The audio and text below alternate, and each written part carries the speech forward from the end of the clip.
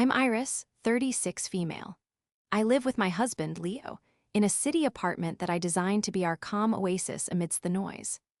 As an architectural project manager, my life revolves around plans, blueprints, and ensuring that every single detail is executed with precision. That love for order and control was what made the chaos of our journey to parenthood so difficult, and it's what made my mother-in-law's final act of theft so unforgivable. She didn't just steal a secret. She stole my peace, my agency, and the one thing I needed to protect my unborn child, forcing me to build a fortress she could never breach.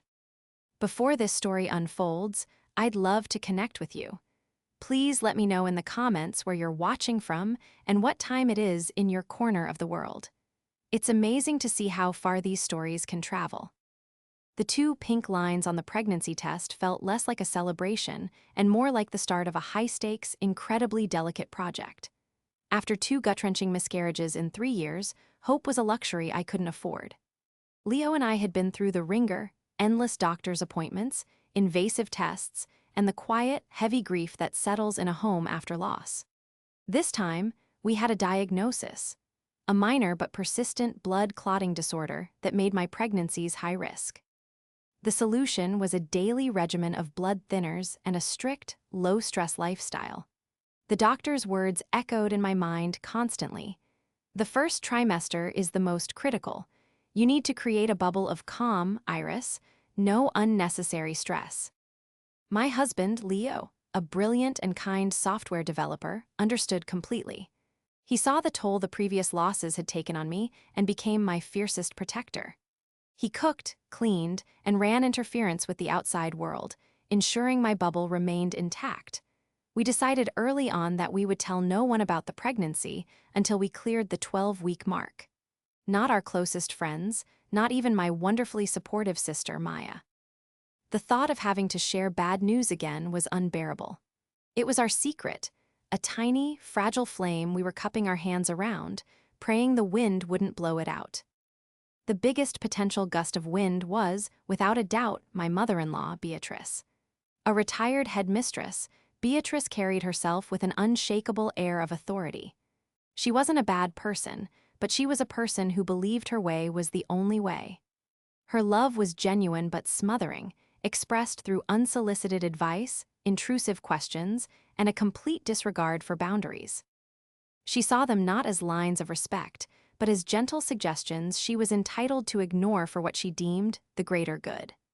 Her husband, Arthur, a retired history professor, was a lovely, quiet man who had long ago ceded all domestic and social power to his wife. He would observe, smile gently, but never intervene. Our weekly Sunday dinners at their house were a masterclass in managing Beatrice. She would rearrange my throw pillows if she didn't like their placement, comment on my tired appearance, and offer helpful critiques on everything from our grocery choices to Leo's career path. Leo, bless his heart, had spent his entire life navigating her personality. His strategy was to placate and redirect, a gentle dance of deflection that I found exhausting. I, on the other hand, preferred clear, firm boundaries, which Beatrice interpreted as me being sensitive or unfriendly. The Sunday before everything went wrong was particularly trying. We were only 7 weeks along, and the morning sickness was hitting me hard. I'd spent the morning with my head over the toilet, and the thought of Beatrice's heavy, pot roast-scented house was nauseating. I begged Leo to let us cancel. "Can't we just say I have a migraine?" I pleaded, looking pale and pathetic. Leo winced sympathetically. "I know, honey, but you know how she gets. If we cancel, she'll just show up at our apartment with soup and 1,000 questions. It's easier to just go, get it over with, and be home in a few hours." He was right, of course. A Beatrice on the offensive was far more stressful than a scheduled, controlled visit. So I put on my best "I'm fine" face, armed myself with ginger chews, and we went. The moment we walked in, Beatrice's eyes scanned me from head to toe. She had a radar for anything out of the ordinary. "Iris, you look peaky," she announced, foregoing a hello. "Are you getting enough iron?" I forced a smile. "Just a little tired from work, Beatrice. It's been a busy week." She wasn't convinced. Throughout dinner, her eyes kept darting to my plate. I was pushing food around, trying to eat enough to avoid suspicion, but not so much that I'd have to run to the bathroom. I avoided the wine Arthur offered, claiming I was on a health kick. Beatrice's gaze sharpened. "No wine, that's not like you, you're not, are you?" She let the question hang in the air, a sly, knowing smile laying on her lips. My heart hammered against my ribs. Leo jumped in smoothly. "Mom, we're just trying to be healthier, cutting back on a few things. Iris is joining me in solidarity." Beatrice looked from him to me, her eyes lingering on my midsection for a fraction of a second too long. The seed of suspicion was planted. I knew then that our fragile secret was on borrowed time. She was no longer just observing, she was investigating. The rest of the dinner was a blur of anxiety. I felt like a specimen under a microscope. Every time I subtly touched my stomach or sighed from fatigue, I could feel her gaze on me. As we were leaving, she pulled me into a hug that felt more like an inspection. She held me a little too tight, her hand patting my back before moving disconcertingly lower, resting for a moment on the small of my back. "You just take care of yourself, dear," she whispered, her tone thick with meaning. I pulled away, my skin crawling. It wasn't a warning, it was a promise. She knew something was up, and Beatrice was not the kind of woman to let a mystery go unsolved. Driving home, I told Leo, "She knows, I don't know how, but she knows." Leo squeezed my hand, trying to reassure me. "She's just guessing, honey. She's always guessing. We just have to make it 5 more weeks. We can do this." But as I looked out at the passing city lights, a knot of dread tightened in my stomach. It wasn't a guess. It was a mission, and I had a terrible feeling that Beatrice was about to declare victory. The occasion for the disaster was Beatrice and Arthur's 40th wedding anniversary party. It was a huge affair, a catered event held at their sprawling suburban home with at least 70 guests. A week before the party, Beatrice had called me directly, a rare occurrence as she usually went through Leo. "Iris, darling," she'd chirped, her voice dripping with false sweetness. "I know you've been feeling a bit under the weather lately, but it would mean the world to Arthur and me if you made an effort for the party. All of the family is coming. It's so important that we present a united front." The veiled command was clear.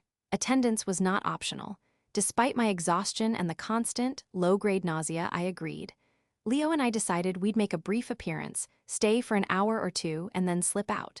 My 12-week scan was still over 2 weeks away. Our secret felt more precious and more vulnerable than ever. The morning of the party, I felt a flicker of genuine excitement.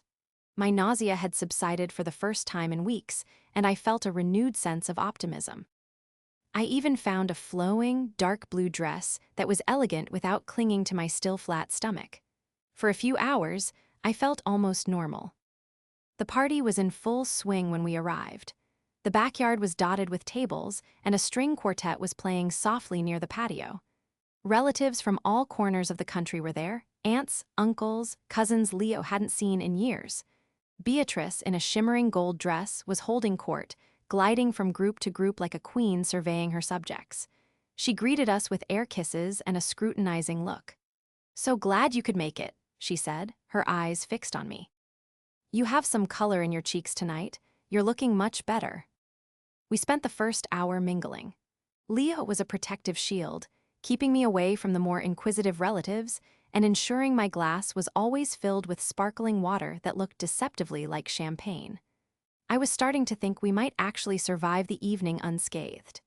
We were chatting with Leo's cousin from Seattle when Beatrice tapped a spoon against her champagne flute, calling for everyone's attention. The chatter died down as all eyes turned to her. "Thank you all so much for coming to celebrate 40 wonderful years with my dear Arthur," she began, beaming. Arthur stood beside her, looking pleased but slightly overwhelmed. She gave a lovely, heartfelt speech about their life together, their travels, and their family. It was genuinely touching. She raised her glass. "To 40 more years." Everyone cheered and drank, but Beatrice didn't lower her glass. She held her hand up for silence again, a dramatic glint in her eye. "But the celebrations don't end there," she announced, her voice booming across the silent yard. "As our family grows and enters a new chapter, so too will our legacy. It brings me the greatest joy to finally be able to share some wonderful news that Leo and Iris have been keeping close to their hearts." My blood ran cold. I froze, my glass halfway to my lips. I could feel Leo tense beside me, his hand instinctively finding mine. This couldn't be happening. I stared at Beatrice, trying to send a silent, desperate plea with my eyes. Don't. Please don't. She met my gaze, and for a fleeting moment, I saw a flicker of defiance, of triumph. She knew exactly what she was doing. After a long and difficult road, Beatrice continued, our voice softening with theatrical emotion, my son and his wonderful wife are expecting. We are going to have a grandchild. A collective gasp went through the crowd, followed by an eruption of cheers and applause. It was like a sound bomb had gone off. People were turning to us, their faces breaking into wide, joyous smiles. They were clapping, rushing forward, calling out congratulations. And I just stood there, trapped in the spotlight, a sick, forced smile plastered on my face. Leo's hand was crushing mine, his knuckles white. I could feel the blood draining from my face. This wasn't real. This was a nightmare. My carefully constructed bubble of calm didn't just burst, it was obliterated by a cannonball. Every person I didn't want to know, every relative I hadn't prepared myself to tell, was now staring at me, at my stomach. The questions started immediately. When are you due? Is it a boy or a girl? Why didn't you tell us? Aunt Carol, a notorious gossip, rushed over and hugged me, her hands going straight for my belly. I flinched, stepping back instinctively, which only made her laugh. Oh, a shy one, she exclaimed. I felt Leo try to step in. Mom, we weren't ready to share that, he said, his voice low and tight with fury. Beatrice waved her hand dismissively, her smile never faltering. Oh, nonsense, darling, it's happy news, it's meant to be shared. There's no reason to be secretive with family. She framed it as an act of love, a joyful outburst she simply couldn't contain. But I knew better. This was a power play. This was her reclaiming a narrative she felt entitled to. She had taken our fragile, precious secret and turned it into her grand announcement, her moment. I felt dizzy, the sounds of the party blurring into a dull roar. All I could think about was the doctor's warning, no unnecessary stress. And here I was, in the center of the most stressful situation imaginable. I was being hugged, prodded, and questioned by dozens of people. My high-risk pregnancy, our private journey of hope and fear, had been turned into party entertainment. I looked across the crowd and saw my sister, Maya, who had just arrived. Her face was a mask of confusion and shock. Our eyes met, and in that instant, she understood everything. The smile on my face felt like it was cracking. It was the smile of a trapped animal. But as the initial shock began to recede, it was replaced by something else. A cold, clear, and unfamiliar feeling. It was rage, pure, undiluted rage. In that moment, standing there amidst the fake smiles and forced congratulations, I realized something profound. Beatrice hadn't just crossed a line, she had given me a gift. She had provided the perfect, undeniable, and publicly witnessed justification for what I was going to do next. She thought she was taking control of my story. She had no idea she had just handed me the pen.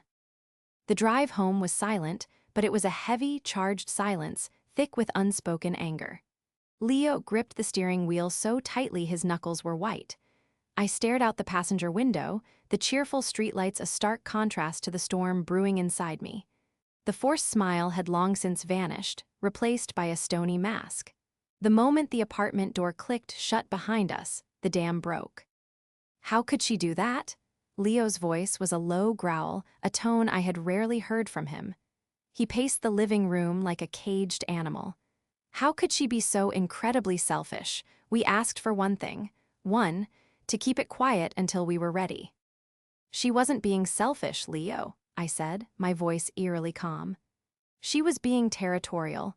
That was a statement. She was telling everyone, including us, that she is the matriarch and has the final say on all family information. Our news was her social currency, and she just cashed it in. Leo stopped pacing and ran his hands through his hair in frustration. I'm going to call her. I'm going to tell her exactly what she's done. Don't, I said sharply. He looked at me surprised. What do you mean, do? She has to know how much she hurt you, how much she crossed the line. Oh, she knows, I replied, sinking onto the sofa. She just doesn't care, and calling her now will only make it worse. She'll twist it. She'll cry, she'll play the victim. She'll say she was just overcome with joy and that we're being ungrateful and overly sensitive. Don't you see? That's her playbook. I knew Beatrice's tactics better than my own architectural blueprints. She would absorb his anger, reframe it as an attack, and flip the narrative until he was the one apologizing. It had been the pattern of his entire life. As if on cue, my phone buzzed. It was a text from Beatrice. "Darling, I hope you're not cross. I was just so thrilled I couldn't hold it in. Everyone was so happy for you. It was a beautiful moment. We should celebrate properly soon. Zoxo." I showed the phone to Leo. He read the message and deflated, the fight visibly leaving. "You're right," he sighed, slumping into the armchair opposite me. "That's exactly what she would say." The aftershock of the announcement rippled through the next few days. My phone was a constant source of stress, buzzing with texts and calls from relatives I barely knew. They all wanted details, offered unsolicited advice, and shared their own traumatic birth stories. It was a relentless invasion of my privacy. I felt exposed and vulnerable. Every buzz of my phone made my shoulders tense and my stomach clench. This was the exact opposite of the calm, stress-free environment my doctor had ordered. 2 days after the party, Beatrice called. I ignored it. She called again. I ignored it. Then she called Leo, and I could hear his strained, polite conversation from the other room. He walked back into the living room looking defeated. "She wants to come over," he said. "She wants to clear the air. She says she can feel us pulling away, and it's breaking her heart." The emotional blackmail was as predictable as it was effective. "No," I said simply. "Iris, honey, maybe if we just talk to her, we can explain why it was so important to us." "There is nothing to explain, Leo," I interrupted, my voice firm. "She knew. When I saw her on that patio, I looked right at her. She saw the panic in my eyes, and she did it anyway. This wasn't a mistake. It was a choice." But Leo, conditioned by a lifetime of appeasing his mother, still felt the pull of familial duty. "She's my mom," he said softly. "I can't just cut her out." I knew he was caught in an impossible position. I didn't want to hurt him, but the mama bear instinct rising inside me was ferocious. My priority was no longer keeping the peace. My priority was the tiny, fragile life inside me, the one that depended on me to be its fortress. That evening, my sister Maya came over. She took one look at my pale face and pulled me into a fierce hug. "I am so sorry, Iris," she whispered. "I wanted to cause a scene right then and there, but I didn't want to make it worse for you." We sat on the couch while Leo was in his office, and I finally let the tears I'd been holding back fall. I told her everything: the stress, the constant phone calls, Leo's struggle between me and his mother. Maya, my practical, no-nonsense sister who worked as a paralegal in family law, listened patiently. "She's a classic narcissist," Maya said when I finished, her tone clinical. "She sees you, Leo, and this baby as extensions of herself. Your successes are her successes, your news is her news. You can't change her, Iris. You can only change how you react to her." "But how?" I asked, feeling helpless. "Leo still wants to try with her. He thinks if he can just make her understand." "He's wrong," Maya said gently but firmly. "You can't reason with someone who doesn't respect you. The only language people like Beatrice understand is consequences. She bulldozed your boundary. Now you have to build a wall." Her words resonated with the cold resolve that had been hardening inside me since the party. She was right. For months, I had been trying to politely enforce boundaries with Beatrice, using "I feel" statements and gentle requests. It was like trying to stop a tank with a picket fence. The party wasn't just a breach. It was a declaration of war on my peace of mind. And in that war, I had to choose my side. Later that night, Beatrice sent her final, manipulative volley. It was a long, rambling email to both me and Leo. In it, she recounted her own difficult pregnancy with Leo, the fears she had, and how sharing the news with her family was the only thing that got her through it. She painted her announcement at the party as an attempt to give me that same gift of family support. "I saw you struggling, Iris," she wrote, "and I wanted to surround you with the love you deserve. I'm sorry if my timing was off, but my heart was in the right place. I only want what's best for you and my grandchild." It was a masterpiece of manipulation. It was the perfect excuse, designed to make me feel guilty, to paint me as the cold, unforgiving daughter-in-law who couldn't appreciate a gesture of love. Leo read it, and I could see the conflict in his eyes. A part of him wanted to believe her. But I saw the email for what it was, a beautifully crafted lie. Her heart hadn't been in the right place. Her heart had been focused on the spotlight. And as I reread the line, "I only want what's best for you and my grandchild," the last bit of indecision inside me evaporated. She didn't know what was best for us. I did, and I was done letting her dictate the terms. The aftershock was over. It was time to start building my wall. The first step in building my wall was to control the flow of information. The day after Beatrice's manipulative email, I sat down and composed a group text message to the entire extended family. It was polite, firm, and left no room for negotiation. "Hello everyone," it read. "Leo and I are very grateful for all your well wishes. As many of you know, this is a high-risk pregnancy, and per my doctor's strict orders, my primary focus for the coming months must be on maintaining a calm and stress-free environment. To that end, we will be sharing updates on our own terms and timeline. We ask that you please respect our privacy and refrain from asking for frequent updates.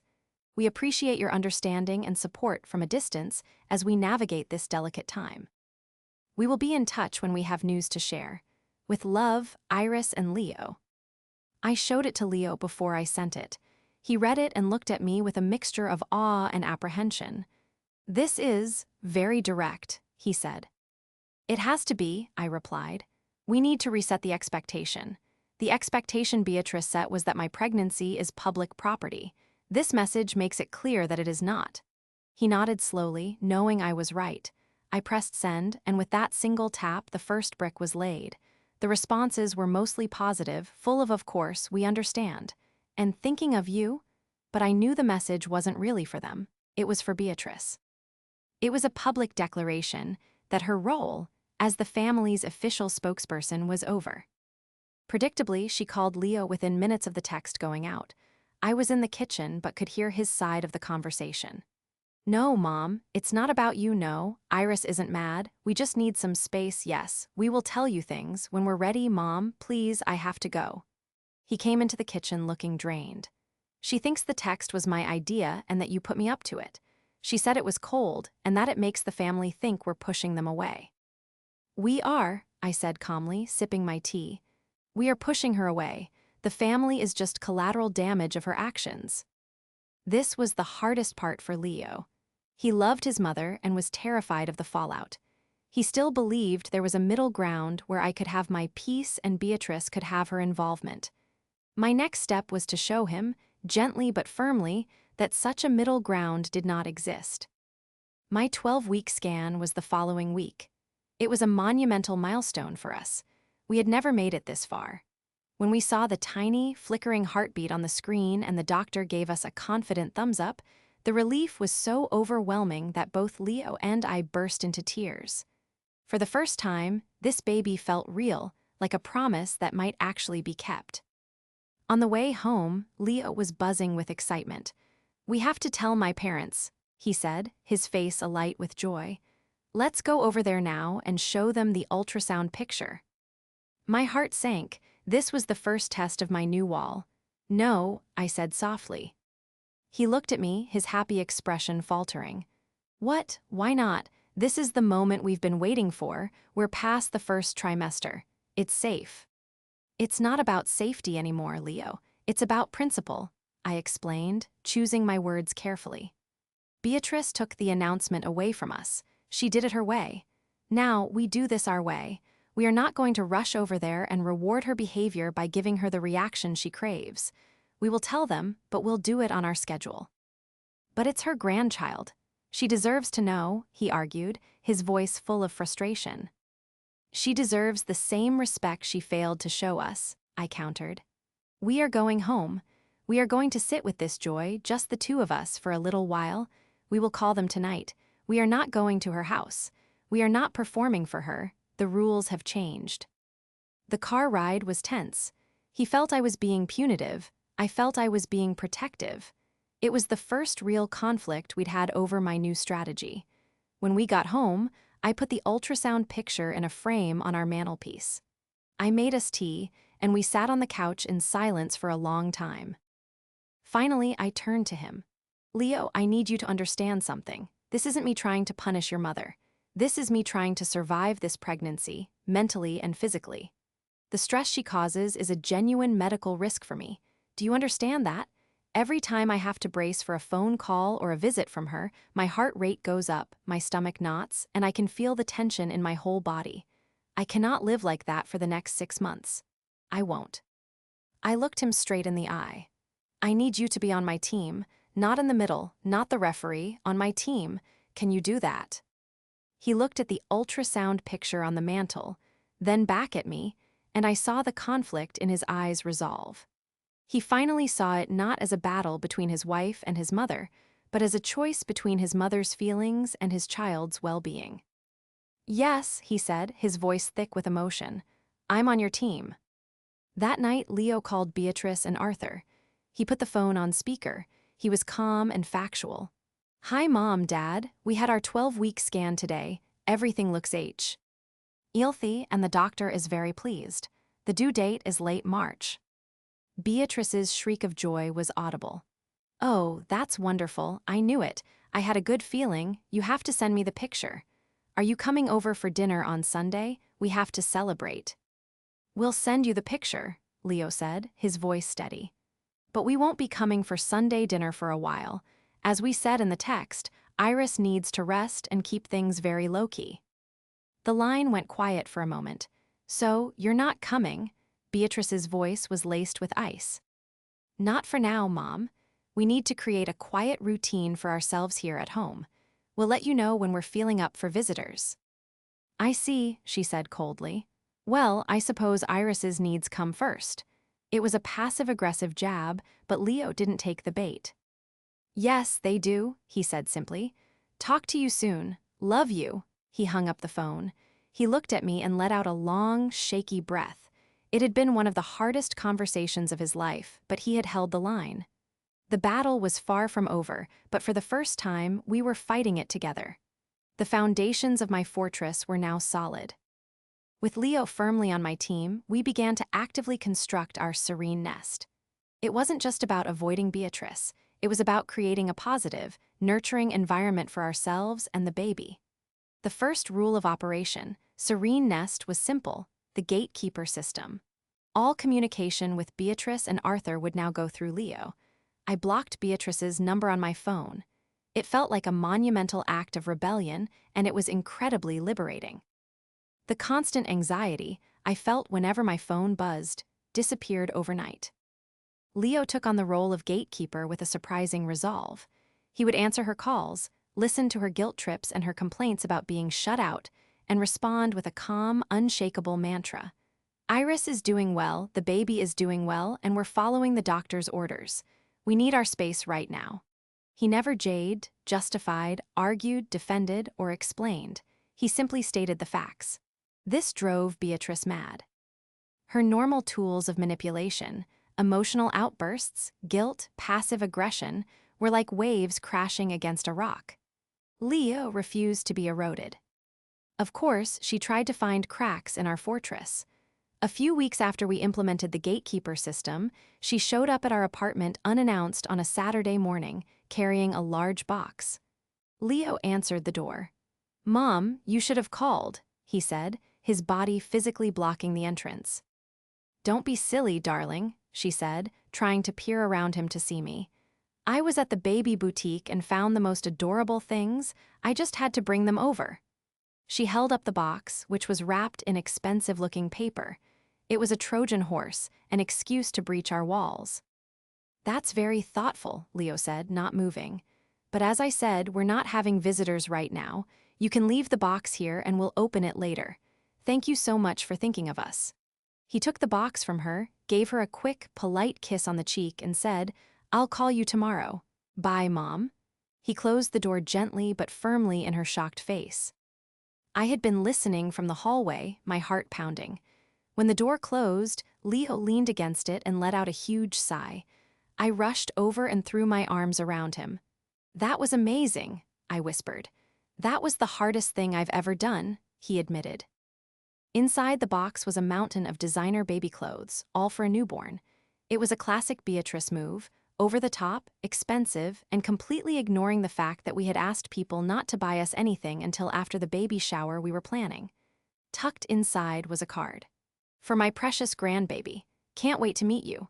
Your grandmother loves you more than you'll ever know. It was addressed to the baby, a strategic move to bypass us and establish her direct connection. We put the clothes in the nursery closet and didn't mention them again. The next phase of operation, Serene Nest was building our own support system, one that didn't include my overbearing mother-in-law. My sister, Maya, was my rock. We had weekly lunches where I could vent my frustrations and fears. As a paralegal, she was practical and strategic. Document everything, she advised me one afternoon. Every time she shows up unannounced, every manipulative text she sends Leo, just keep a simple log with dates and times. You probably won't ever need it, but if she escalates, a record of harassment is a powerful thing. It sounded extreme, but it made me feel more in control. We also told a few of our closest friends about the pregnancy. Their reaction was the complete opposite of the family's. It was pure, uncomplicated joy for us. There were no invasive questions, no unsolicited advice, just sincere happiness and offers of support. It was a reminder of what healthy relationship PS felt like. The biggest project, however, was the baby shower. I had always dreamed of a small, intimate gathering with my closest friends and family, but I knew Beatrice would see it as her stage. She would want a co-host, take over the guest list, and make it a grand performance. This would be the ultimate test of our new boundaries. So we made a preemptive strike. Maya offered to host it at her house. We drafted a guest list of 30 people, my family, Leo's non-Beatrice-affiliated cousins who we actually liked, and our friends. Beatrice and Arthur were on the list, of course, but as guests, not hosts. Leo was tasked with informing her. He called her and laid it out simply. Mom, just wanted to let you know, Maya is hosting a baby shower for Iris next month. Your invitation will be in the mail soon. We're really looking forward to celebrating with you. The silence on the other end of the line was deafening. Maya is hosting it? Beatrice finally asked, her voice dripping with offense. Why wouldn't I host it? I'm the grandmother. Iris's sister offered, and we accepted, Leo said calmly. It's going to be a small, casual affair. We just want a relaxed day. I see, she said. So I'm just supposed to show up like any other guest. I'm not family. You are a guest because you are family, Leo said, refusing to get drawn into her semantic traps. We want you there to celebrate with us, that's all. We don't want you to work or stress about hosting. He framed it as a favor to her, a brilliant move. It left her with no room to argue without looking ungrateful. She huffed, but she knew she was cornered. Fine, just tell me what you need me to bring. Nothing at all, Leo said cheerfully, just yourselves. The planning of the shower became a joyful, stress-free experience. Maya, my mom, and I picked out decorations, planned a simple menu, and created a registry with items we actually needed. It felt normal. It felt right. For weeks, our Serene Nest was working. We had peace. I was sleeping better, the baby was growing, and my doctor's appointments were all positive. I was starting to believe that we had actually succeeded, that Beatrice had finally accepted the new reality. But I should have known better. A woman like Beatrice doesn't accept defeat. She simply retreats to plan a new line of attack. The baby shower was going to be her battlefield, and she was about to launch a surprise offensive. The peace was just the calm before the storm. We had built a strong fortress, but we had underestimated the enemy's willingness to lay siege. And we had made one critical error. We were still letting her inside the gates. The baby shower was a beautiful, sun-drenched afternoon. Maya's backyard was decorated with simple white flowers and green garlands. Laughter filled the air. It was everything I had wanted, relaxed, intimate, and joyful. Beatrice and Arthur arrived on time, bearing an ostentatiously large gift that was not on the registry, a silver-plated rocking horse that must have cost a fortune. Beatrice was on her best behavior, a performance I recognized well. She was charming, complimented my dress, and circulated among the guests with a serene smile. It was the gracious grandmother role, and she was playing it to perfection. However, I noticed her having quiet, intense conversations with several of Leo's aunts and cousins.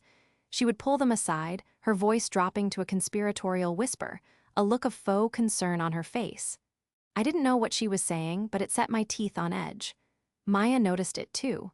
"She's lobbying," she murmured to me as she handed me a plate of food. "Consolidating her base. Just ignore her. Today is your day." The day went off without a hitch, but the aftermath was immediate. The following week, Leo started getting calls from his aunts. "Is everything okay with your mother?" they ask.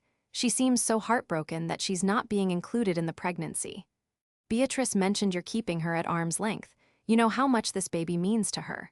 She had spent the shower painting a picture of us as the cruel, withholding children and herself as the loving, rejected grandmother.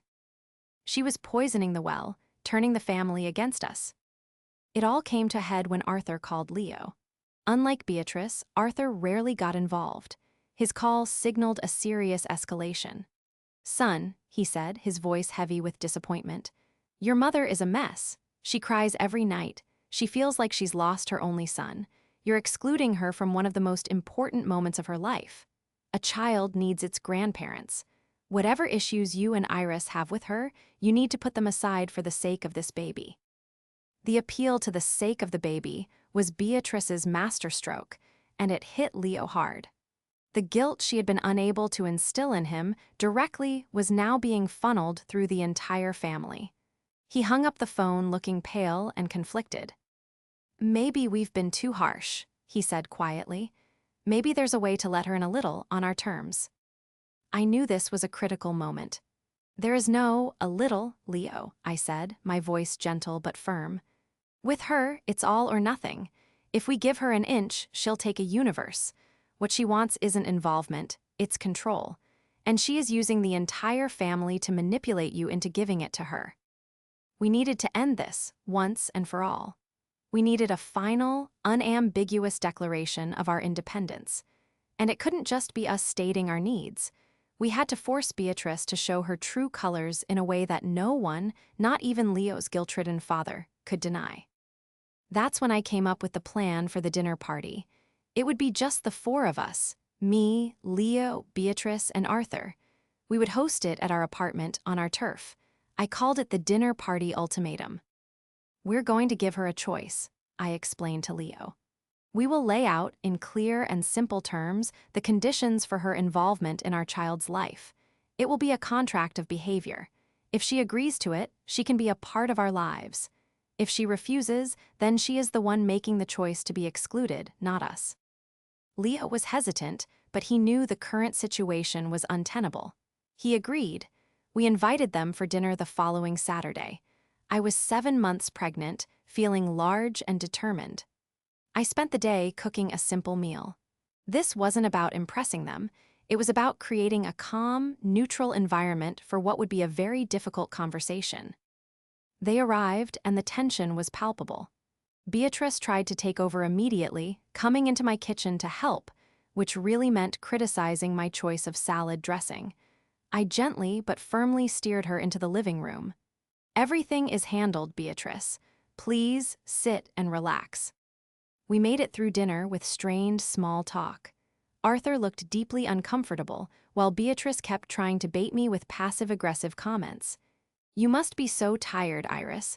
I remember when I was pregnant, I still managed to keep a spotless house." I just smiled and said, "Leo has been a huge help." Finally, after dinner, Leo took a deep breath and began. "Mom, Dad, we asked you here tonight because we need to talk about the future, about your role as grandparents." Beatrice brightened immediately. "Well, it's about time. I have so many ideas for the nursery." Leo held up a hand. "Please, let me finish. We would love for you to be involved in our child's life. But for that to happen, things need to change. The way you've behaved over the last few months, announcing the pregnancy, manipulating the family, ignoring our requests for space, has caused Iris a huge amount of stress, and it's not healthy for her or the baby." Beatrice's face hardened. I was excited. I was trying to help. I am being punished for loving my own son." "This isn't a punishment," I said, speaking for the first time. "It's a path forward. We have written down our expectations. If you can agree to them, we can move on and build a healthy relationship." I slid a single sheet of paper across the coffee table. On it, I had typed out 5 simple points. We called it our grandparent agreement. You will always call before visiting. No unannounced drop-ins. You will respect our parenting decisions, even if you disagree with them. No unsolicited advice. You will not share information or photos of our child on social media or with others without our explicit permission. You will not undermine us as parents in front of our child. Our relationship is with you. You will not use other family members to pass messages or apply pressure on us. Beatrice stared at the paper as if it were written in a foreign language. Arthur read it and looked weary. "This is ridiculous," Beatrice scoffed, pushing the paper away. "This is a list of rules. You don't give your mother rules. Family isn't a business transaction." "You're right, it's not," I said calmly. "It's about respect. This is what respect looks like to us. This is what we need to feel safe and comfortable." "So you're saying if I don't sign your little document, I don't get to see my grandchild?" she asked, her voice dangerously low. "We're saying that this is how we are willing to have a relationship," Leo clarified. "The choice is yours. We are not asking for anything unreasonable. We are asking for basic respect." There it was, the ultimatum. We had laid our cards on the table. For a moment, I thought she might actually consider it. I saw her look at Arthur, who just gave a slight, helpless shrug. I saw her look at Leo, her son. Then she looked at me, and her expression was pure ice. "I will not be dictated to by you," she said, her voice dripping with venom. "I raised a son. I know what I'm doing. I will not be handed a list of rules like a child in detention. This is insulting." She stood up. "Arthur, we're leaving." Arthur, looking miserable, slowly got to his feet. "Mom, please," Leo begged, his voice cracking. "Don't do this." "You've made your choice, Leo," she said, not looking at him. "You've chosen her over your own mother. I hope you're happy with that." And with that, they walked out the door. The silence they left behind was vast and deafening. Leo slumped back onto the couch and put his head in his hands. My heart ached for him, but a strange sense of peace washed over me. She had made the choice. She had been offered a clear path to being in her grandchild's life, and her pride would not let her take it. She couldn't give up control. She would rather have nothing at all than have something on our terms. She had shown her true colors, and this time the whole world wasn't watching. Just the 3 people who mattered most, me, her son, and her silent, enabling husband. The war was over. We had won. Or, more accurately, she had lost. The weeks following the dinner party were quiet. Eerily so. There were no calls, no texts, no unannounced visits. It seemed Beatrice was holding to her self-imposed exile. The rest of the family, likely having received their marching orders from their queen, also fell silent. The guilt-inducing calls to Leo ceased. It was the peace I had craved for months, but it was tinged with Leo's sadness. He was mourning the relationship he wished he had with his parents, and I did my best to support him without compromising the boundaries we had fought so hard to build. "They'll come around," I would tell him, though I wasn't sure I believed it myself. "When the baby is born, they won't be able to stay away." "And what happens then?" he'd ask. "Do we just let them back in?" "No," I'd say, placing the grandparent agreement on the table between us. "The deal still stands. The price of admission into our child's life is respect. The price hasn't changed." My due date came and went. I was a week overdue when I finally went into labor. It was long and difficult, but at the end of it, we had our daughter, a beautiful, healthy baby girl named Chloe. Holding her for the first time, all the stress and drama of the past 9 months melted away. All that mattered was this perfect little person in my arms. We spent 2 days in the hospital, cocooned in our own little world. We called my parents and Maya, who came to visit, their faces full of pure, uncomplicated joy. Leo was the one who had to make the other call. He stepped out into the hallway to phone his parents. He was gone for a long time. When he came back, his face was grim. "They said congratulations," he told me, his voice flat. My dad sounded happy. My mom, she asked if we were ready to put all that foolishness behind us now that the baby was here. "What did you say?" I asked, my protective instincts flaring. I told her the agreement stands. I said they were welcome to meet their granddaughter as long as they respected the rules we laid out. She said, "We'll see," and hung up. For the first 2 weeks of Chloe's life, we heard nothing. It was a strange, bittersweet time. Our apartment was filled with the quiet joys of a newborn, late-night feedings, tiny yawns, the smell of baby powder. It was the serene nest we had always wanted. But there was a shadow, the unspoken sadness of Chloe's absent grandparents.